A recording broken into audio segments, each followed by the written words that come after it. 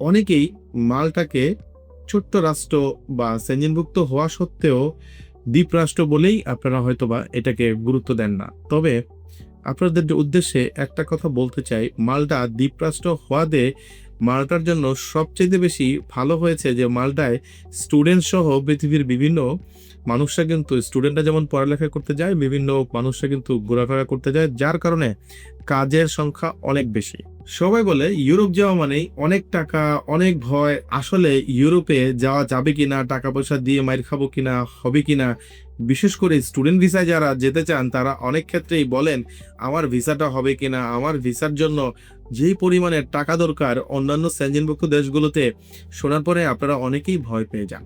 আমি আপনাদেরকে মাল্টার স্টুডেন্ট ভিসার একটি পজিটিভনেস বলতে চাচ্ছি, একটাই কারণ, মাল্টায় বিগত সময়গুলোতে আপনারা জানেন আমাদের প্রচুর প্রচুর স্টুডেন্টরা মাল্টাতে পড়ালেখা করতে গিয়েছে, এবং মজার ব্যাপার হলো কাপল ভিসাগুলো হয়ে যায়। যখন লাকিলি একজন কাপল ভিসা পেয়েছে, এইবার তো দুইজন কাপল ভিসা পেয়েছে।